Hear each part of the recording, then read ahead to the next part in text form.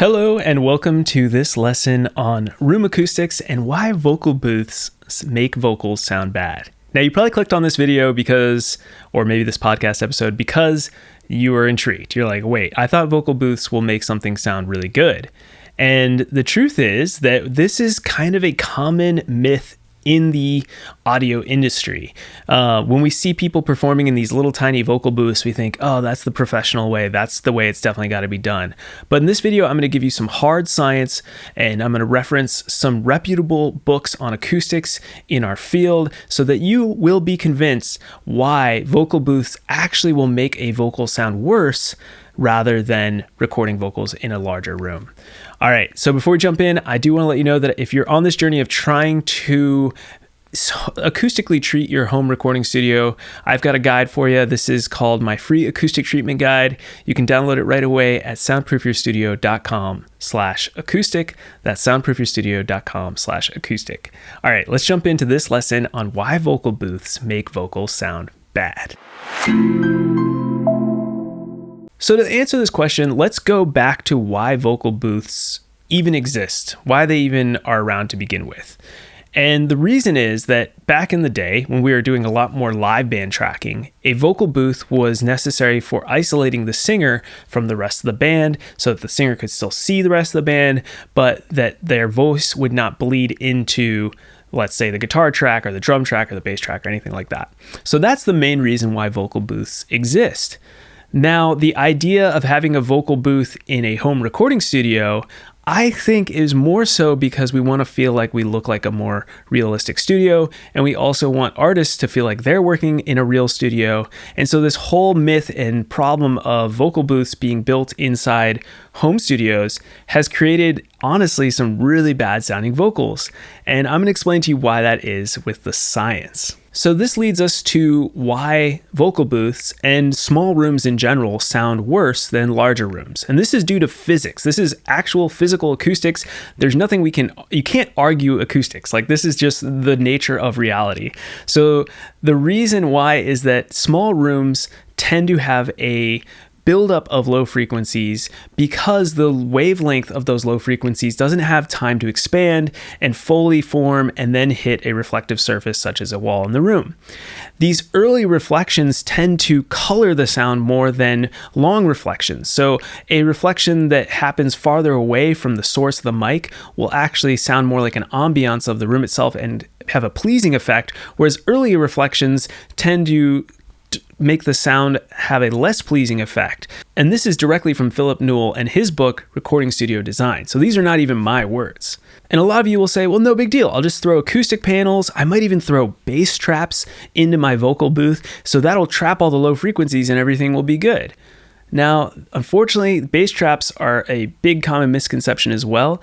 And they don't actually trap the bass. They usually are just thicker velocity panels, meaning thicker, they have more insulation in them. So maybe instead of 1 or 2 inches of insulation, they have 4 or 6 inches of insulation. And technically you put them in corners so they have a higher air gap behind them, which means they technically can go a little bit lower, maybe into the 125 hertz range, maybe 100 hertz, but they're not really going to attenuate all the low frequencies below 100 hertz well. That's just a fact of science, fact of life, and it's just an unfortunate part of acoustics. This said, when we cover a vocal booth in tons and tons of acoustic panels, let's say acoustic tiles, let's imagine we use RLX pads, or we could use, like I said, bass traps in the corners if you have enough space, all that's going to do is absorb the high and mid frequencies and leave the low frequencies to just bounce around in your tiny little box of a room. These low frequencies will make the vocal sound really boomy and boxy. This is why when you get a vocal in a vocal booth and you're like, man, it sounds like it's really like warm and there's a lot of low end, it's kind of muddy. It's because those low frequencies are screwing up the clarity of your voice.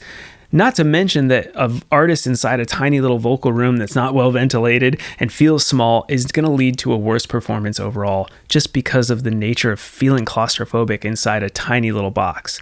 Also, if you build what's essentially an anechoic chamber, meaning all the frequencies are absorbed in the high and mid frequencies, you're not used to sounds like that. We like the sound of an actual room. And so your vocalist is going to feel like they can't quite perform the way they want to perform. So all this is to say is that vocal booths will make your vocals sound worse, and they'll probably make your vocalist perform worse as well. Now, one last point I want to make here before I move on to what the solution is let's say you spend $10,000 on your vocal chain, which you might say, oh my God, that's a lot of money, that's ridiculous. But a lot of home studios do this. They'll buy like a Neumann U87, they'll have it go into like a Vox compressor, like a Manley Vox compressor, and then they'll like run it through a bunch of other EQs, like an API EQ and all this stuff. And it runs through $10,000 worth of equipment, but then they stick you in a vocal booth and you expect to get a good quality vocal recording. This is impossible.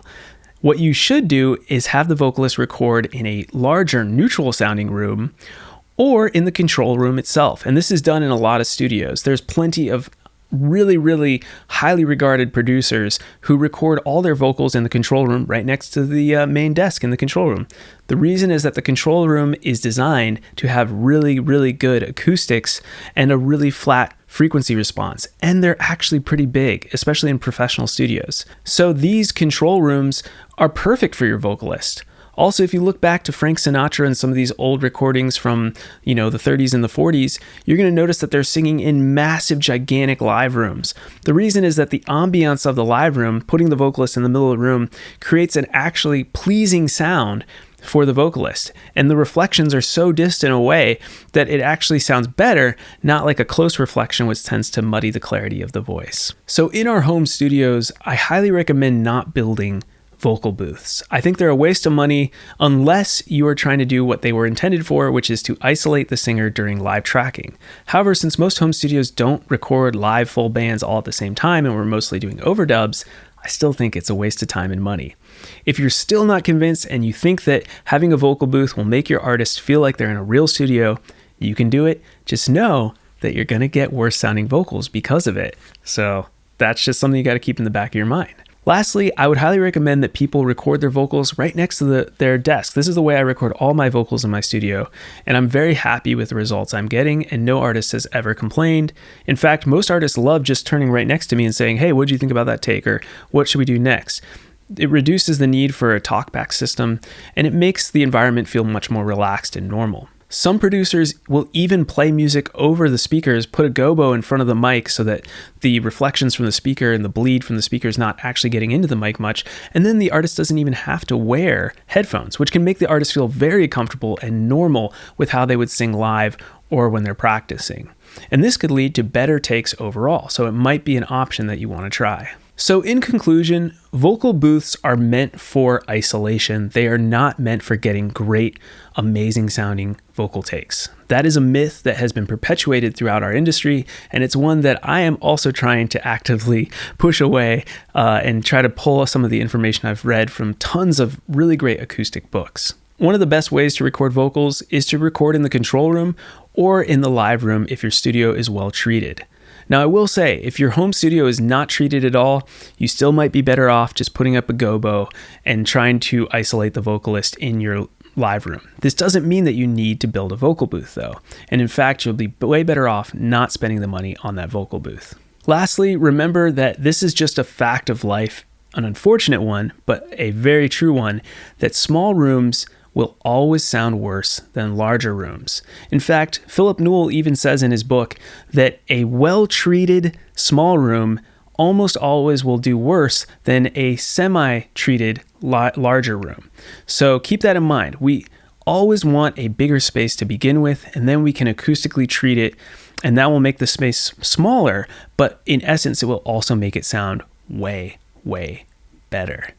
All right, I hope this video has been provocative. I hope it's opened your mind. I hope it makes you feel a little annoyed and angry because something that you may have believed is true is maybe not so true. And that is the whole point of this channel, is to try to teach you and help you to grow and think more broadly about soundproofing and acoustics.